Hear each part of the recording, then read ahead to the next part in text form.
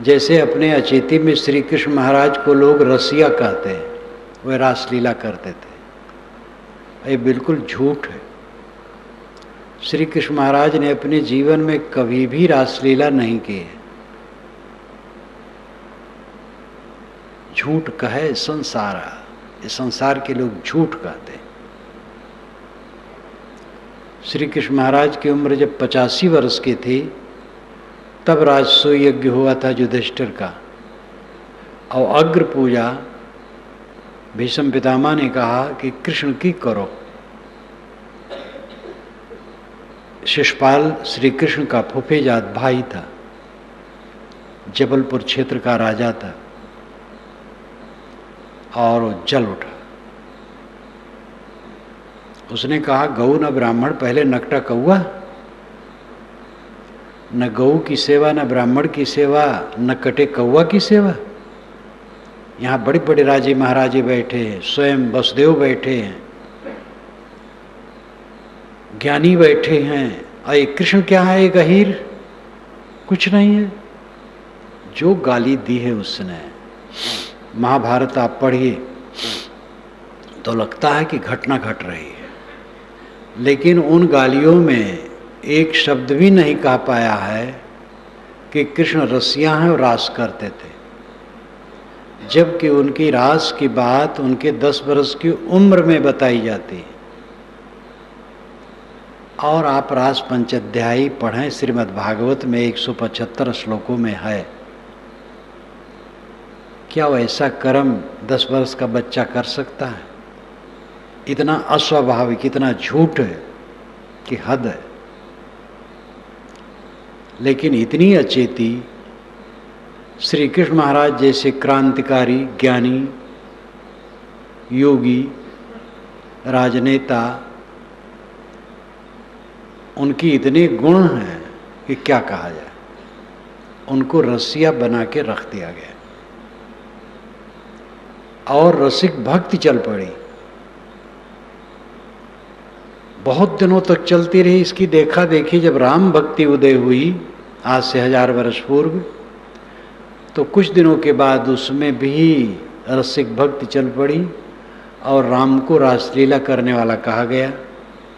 संस्कृत ग्रंथों में, कई ग्रंथों में आए। और अयोध्या में ऐसे पुरुष हैं साधु जो स्त्री बने चमकाते मटकाते घूमते रहते हैं।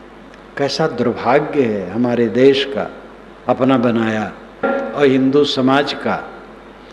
बड़े बड़े जगत गुरु रासलीला करवाते हैं। जैसे श्री कृष्ण महाराज या महाराज राम के साथ रास जोड़ना अपराध है, वैसे ईश्वर की माया सबको नचाती है कहना अपराध है।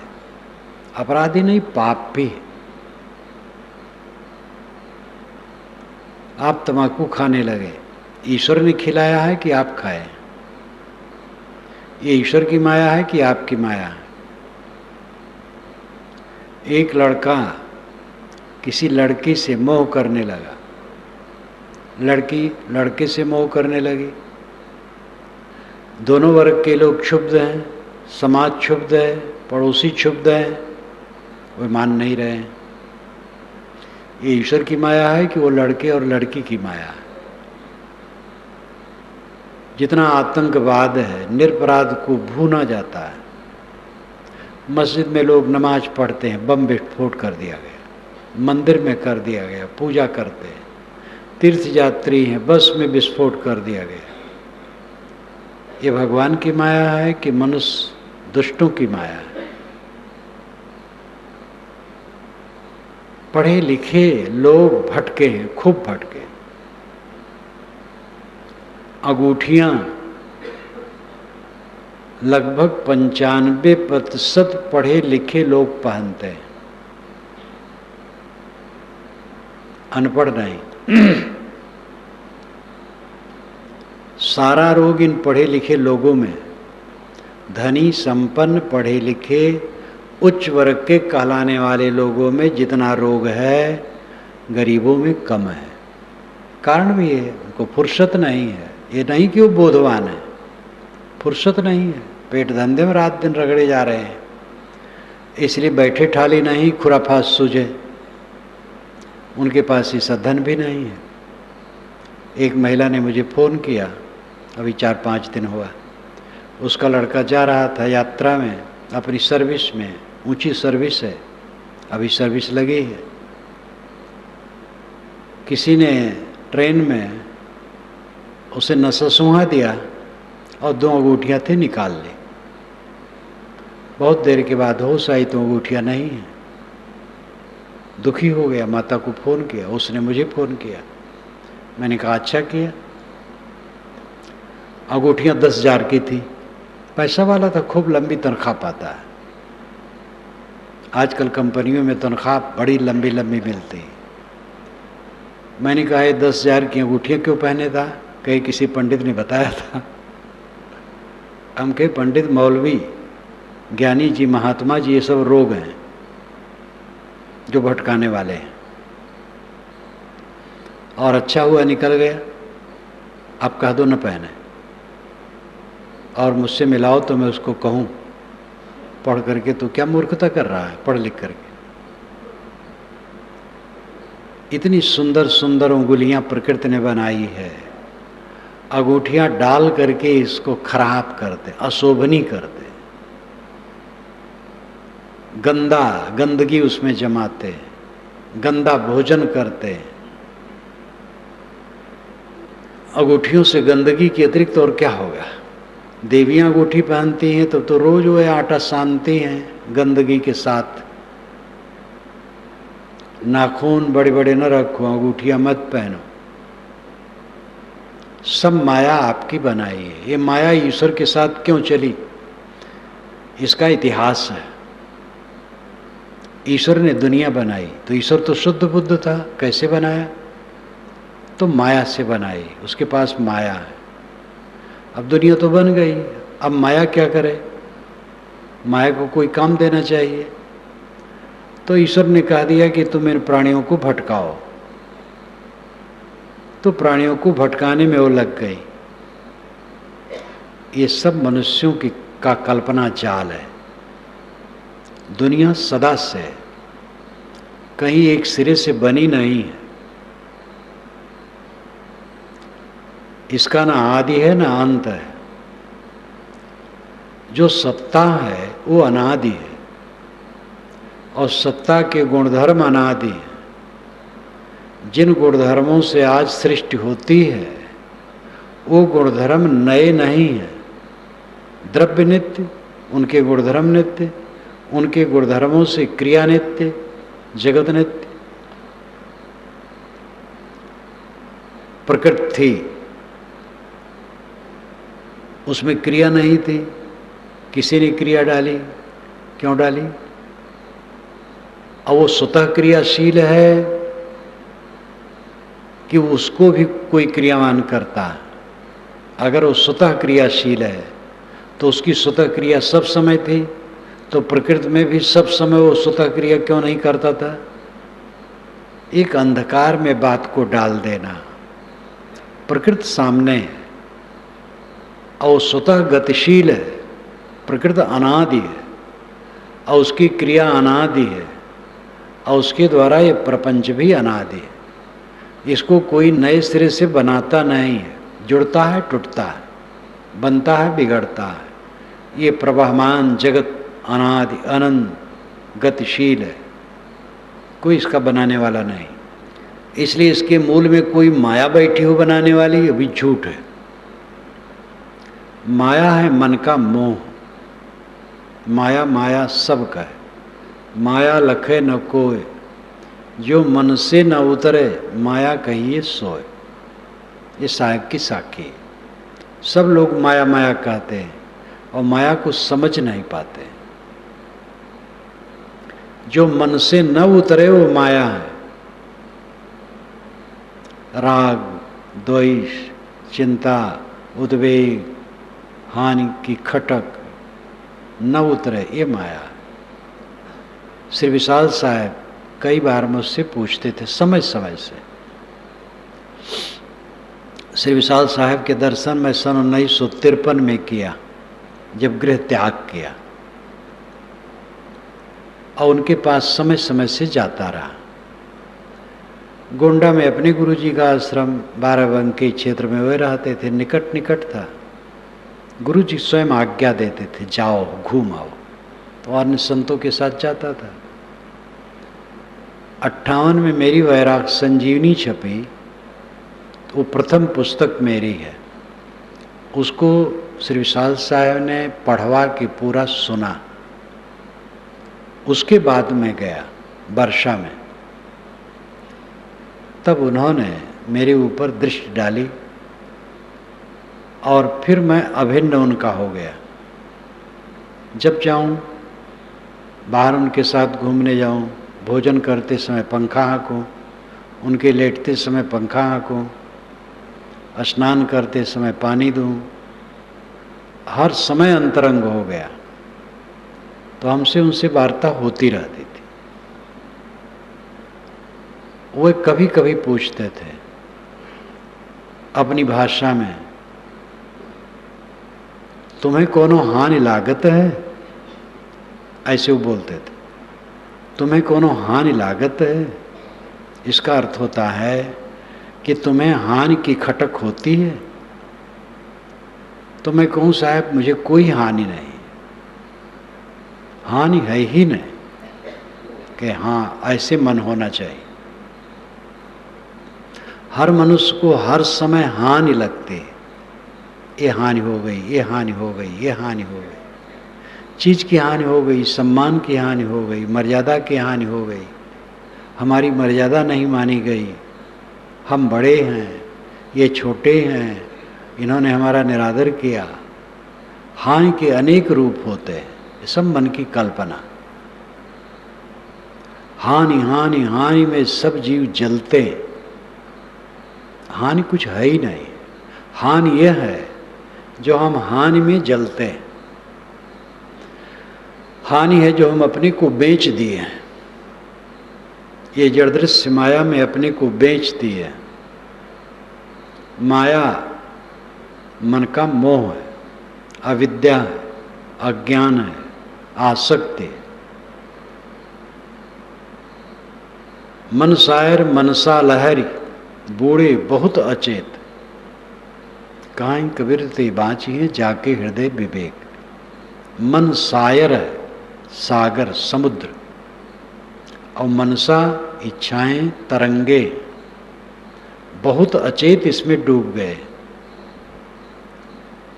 वे बचेंगे जिसके हृदय में विवेक होगा।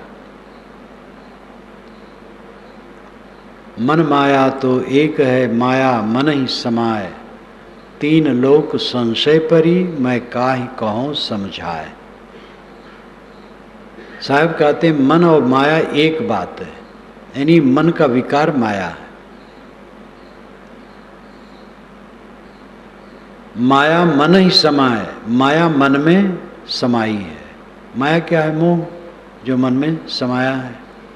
लेकिन तीन लोक संशय परी, तीनों लोकों में संशय पड़ा हुआ है, संदेह, दुविधा, भ्रम कि माया कहीं आकाश में बैठी है, हमारे ऊपर कूद पड़ती है।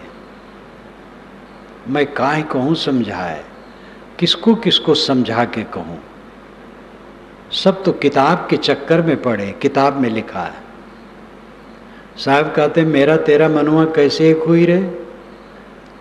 तू कहता कागज की लिखी, मैं कहता आँखिन की देखी, मैं कहता सुरझावन हारी, तू राखे अरझाई रे। मेरा तेरा मनुआ कैसे एक हुई रे? तुम कागज में लिखा है वो बाँच रहे हो, और मैं आँखिन देखा कहता हूँ, अनुभव की बात कहता हूँ। तुम कहते हो माया भगवान की माया। ब्रह्म ज्ञानियों ने, ईश्वरवादियों ने, दोनों ने माया को खूब उछाला है। ब्रह्म शुद्ध बुद्ध, जगत कैसे बन गया? माया से। अब माया पीछे पड़ गई ब्रह्म के। लेकिन माया क्या है, इसका उत्तर नहीं दे पाते हैं। स्वामी शंकराचार्य विवेक चूड़ामणि में कहते हैं, संज्ञाप संज्ञाप उभयात्मकानो भिन्नाप भिन्नाप उभयात्मकानो संज्ञाप नंगाप उभयात्मकानो महद्भुता निर्वचनीय रूप। संज्ञाप संज्ञाप उभयात्मकानो, माया सत है ये कहते नहीं बनता है। सत है तो ब्रह्म सत्य और माया सत्य तो द्वैत हो गया। अब अद्वैत सत्य अद्वैत है तो माया कहाँ है? लेकिन अगर माया को असत कहें तो उसका कार्य जगत दिखाई देता है, तो असत कैसे कहें? असत से तो कुछ नहीं बनता है। इसलिए माया को असत कहते नहीं बनता है और सत भी कहते नहीं बनता है। उभयात्मक कहें कि सत भी है असत भी है तो और निंदनीय हो जाएगा, घपलेबाजी की बात। भिन्नाप भिन्नाप उभयात्मकानो, माया ब्रह्म से भिन्न है कहें तो स्वतंत्र माया हो गई फिर। और अभिन्न कहें ब्रह्म से तो शुद्ध बुद्ध ब्रह्म में माया का रोग हो जाएगा। उभयात्मक कहें कि भिन्न भी है अभिन्न भी है तो फिर वही घपलेबाजी की बात। संगाप नंगाप उभयात्मकानो, अंग सहित कहें अंग रहित कहें उभयात्मक कहें, सब में उलझन है। इसलिए महद्भुता निर्वचनीय रूप, महान अद्भुत है, अनिर्वचनीय कह नहीं सकते। तलवार स्वामी जी धर दे, अस्त्र शस्त्र धर दे, अघटित घटना पटी सी दुर्तया अनिर्वचनीय, ये ब्रह्मवादियों के वचन है माया के लिए। अघटित घटना पटी सी, जो घटना न घट सके ऐसी घटना घटा देने वाली माया। अघटित घटना पटी सी दुर्तया, जिसको तरा न जा सके पार न कर मिले। अनिर्वचनीय, जिसका निर्वचन कथन न हो सके ऐसी माया है। अब इस प्रकार की व्याख्या तो माया से रगड़ गए। जब दुर्तया है, तरी नहीं जा सकती है, तो ये ज्ञान विचार साधना क्या मतलब है? ईश्वरवादी प्रभु माया गरीयसी, प्रभु की माया बड़ी कठिन है, वो तारे डुबावे, तू ही ने दर्द दिया, तू ही दवा देना, हे प्रभु तू ही ने ये माया का दर्द दिया है, अब तू ही बचाए तो बचाए। पता नहीं वो बचाए कि डुबाए, कुछ ठिकाना नहीं। आज तक तो नहीं बचाया, आज तक तो रगड़े है। अनादि काल से हमें इस दुनिया में जन्मा जन्मा के मार रहा है, हम रो रहे हैं। आगे क्या विश्वास है कि ईश्वर कृपा कर देगा और माया को बटोर करके हमें मुक्त कर देगा? तो ईश्वरवादी माया को गरीयसी, प्रभु माया गरीयसी बरीसी कहते रहते हैं, और ब्रह्मवादी अघटित घटना पटीसी दुर्तया निर्वचनीय कहते रहते हैं। दोनों साधक को साहसहीन कर देते हैं, और इसमें मूल कारण वही है कि दोनों मानते हैं ब्रह्म शुद्ध है, ईश्वर शुद्ध है। उसने दुनिया कैसे बनाई? माया लेकर। अब माया साथ हो गई, वही माया सबको भटका रही है। ये सारी व्याख्याएं गलत है। दुनिया में जड़ चेतन है, जड़ अनादि है, चेतन अनादि है। जो दृश्यमान जगत है ये जड़ प्रकृति का खेल है। जड़ तत्वों में गुण है, धर्म है, क्रिया है, संबंध है, अंतःसंबंध है। पृथ्वी के कणों में क्रिया है, तभी उसमें संविवहन विघटन होता है। जल में क्रिया है, वो बहता है। हवा में क्रिया है, आग में क्रिया है, सभी तत्वों में क्रिया है। चार तत्व हैं। आकाश तत्व शून्य है, उसमें न द्रव्यत्व है, न क्रिया है, न कोई गुणधर्म है। जिसमें घात प्रतिघात होता है और जिसका परिणाम होता है वो मिट्टी, पानी, आग, हवा है। इनके अपने गुणधर्म और क्रिया और शक्ति है और अंतः संबंध है, एक दूसरे से जुड़े तभी कार्य बनता है। एक तत्व से कोई कार्यक्रम नहीं हो सकता है। और ये सब अनादि है, सदा से हैं और सदा रहेंगे। और इनमें गुणधर्म सदा स्वभाव सिद्ध अनादि निहित है। इनसे ये जगत प्रपंच निरंतर है, इसमें किसी माया की जरूरत नहीं है। ईश्वर, ब्रह्म, परमात्मा, ये सारे विशेषण आत्मा के लिए है। आत्मा को छोड़ करके ईश्वर, ब्रह्म, परमात्मा की घटना कहीं नहीं घट सकती।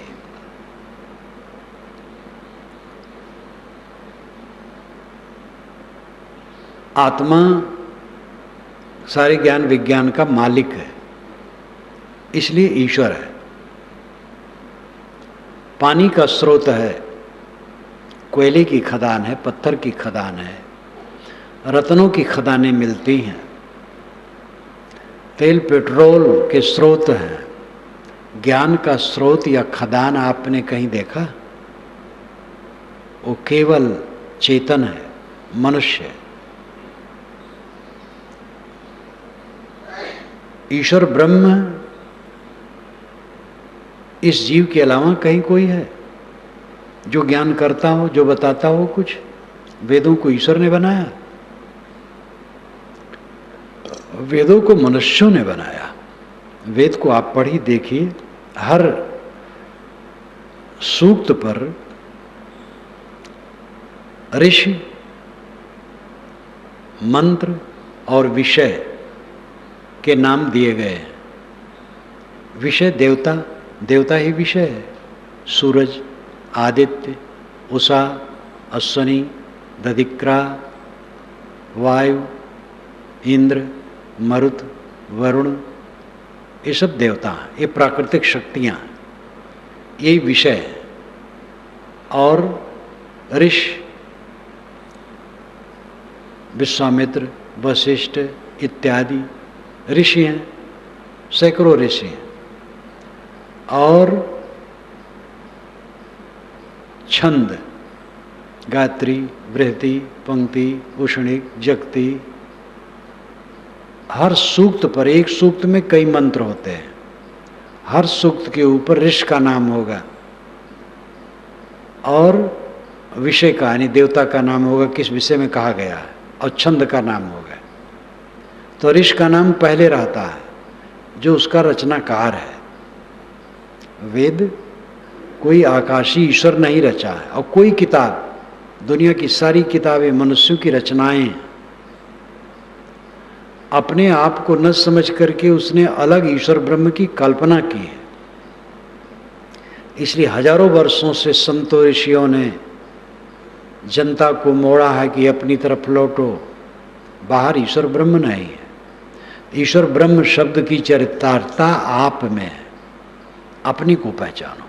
गीताकार ने भी कहा, उपद्रष्टानुमंता च भर्ता भोक्ता महेश्वरः परमात्मेति चाप्युक्तो देहे अस्मिन् पुरुषः परः। अस्मिन् देहे, इस देह में, पुरुषः परः, जो परपुरुष है, उपद्रष्टा, वो ये देह में रह करके निकट से सब मनइंद्रियों को देखता है, इसलिए उपद्रष्टा। अनुमंता, वही राय देता है, प्रेरित करता है इंद्रियों को। उपद्रष्टा अनुमंता चा भर्ता, वही भरण पोषण करता है, शरीर की वही रक्षा करता है। उपद्रष्टानुमंता चा भर्ता भोक्ता, और वही सुख दुख भोगता है, क्योंकि वही कहता है। महेश्वरः, वही महान ईश्वर है। परमात्मे, वही परमात्मा। इससे अधिक और क्या कहा जा सकता है? उपद्रष्टा, अनुमंता, भर्ता, भोक्ता, महान ईश्वर परमात्मा कौन है? अस्मिन् देहे पुरुषः परः, इस देह में रहने वाला परपुरुष, यानी पर नाम ऊपर, शरीर से ऊंचा, विलक्षण। कबीर साहब ने जो बातें कही हैं गीता में, उपनिषद में, यहाँ तक रामचरित मानस तक में, जानत तुम ही होई जाई, जीव पाओ निज सहज स्वरूपा। उसमें भी बीच बीच किरणें हैं। अवंत में थक करके अपने में लौटना पड़ेगा, कहीं कुछ मिलेगा नहीं। न बाहर ईश्वर मिलेगा, न परमात्मा मिलेगा, न कोई देवता मिलेगा, न कहीं मुक्ति धाम मिलेगा, न स्वर्ग मिलेगा। जो कुछ आप अच्छे अच्छे शब्दों से कहते हैं वो सब का लब्बो लबाब आप खुद हैं, सार तत्व आप खुद हैं। आपन पो आपु ही बिसर्यो, जैसे स्वान कांच मंदिर में भरमित भू सिमर्यो, वैसे ही गज फटिक शिला सो दसनन आनि हर्यो। मरकट मूठ स्वाद नहीं बहुरे, घर घर रटत फिर्यो। काहीं कबीर नलनी के सोना तो ही कौने पकड़्यो। आपन पो आपु ही बिसर्यो, जैसे स्वान कांच मंदिर में भरमित भूस मर्यो। जैसे स्वान कांच मंदिर में गया, अपने प्रतिबिंब देखा तो समझा दूसरा कुत्ता, भूख भूख के मर गया। वैसे ही सिंह पानी में अपना प्रतिबिंब देखा, दूसरा सिंह समझा, उससे लड़ने के लिए कूदा और डूब के मर गया। वैसे ही हाथी स्फटिक पर्वत में अपना प्रतिबिंब देखकर दूसरा हाथी समझा और सिर मार मार के मर गया। जैसे बंदर सुराही में हाथ डाला चना के लिए, मुट्ठी बांधा और मुट्ठी नहीं निकली सुराही से और चना का लोभ छोड़ नहीं पाया, कलंदर द्वारा पकड़ लिया गया। जैसे सुगा लाल मिर्ची के लोभ में चरखी में बैठा खाने के लिए और चरखी घूम गई, फंस गया। ये 5 उदाहरण साहब देते हैं। ऐसे तुम अपने को भूल करके बाहरी विषयों में उलझ गए हो। समस्या भगवान की माया नहीं है, समस्या आपकी माया है। पाना परमात्मा अलग से नहीं है, पाना कुछ है ही नहीं। परात्मा ब्रह्म परमात्मा आप ही हैं। स्वामी शंकराचार्य ने तो बारंबार परात्मा परमात्मा परब्रह्म ये आत्मा ही को कहा है,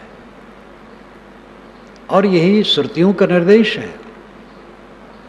और सब का निर्देश करने वाला आप स्वयं अपने पर केंद्रित होइए, देखिए आपको कुछ मिलने वाला नहीं है।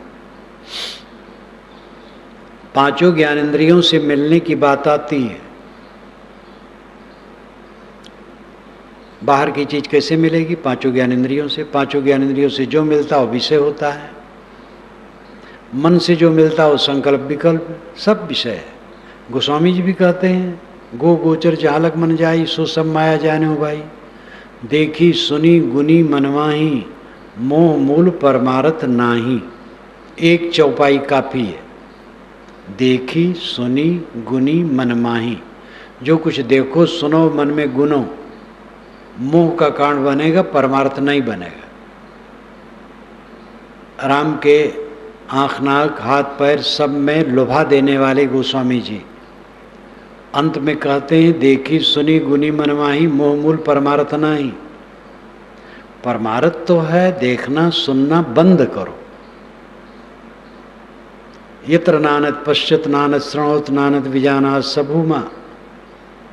सनत कुमार नारद से कहते हैं, जब दूसरे को नहीं देखता, दूसरे को नहीं सुनता, दूसरे को नहीं जानता, ये भूमा की स्थिति है। अपने को समेट लो, अपने मंदिर में आ जाओ।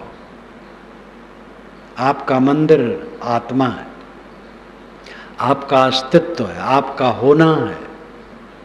आप महान ऐश्वर्यशाली हैं, सम्राट परमात्मा है, ब्रह्म है, खुदा है, गॉड है। आप अनंत सुख के खजाना है।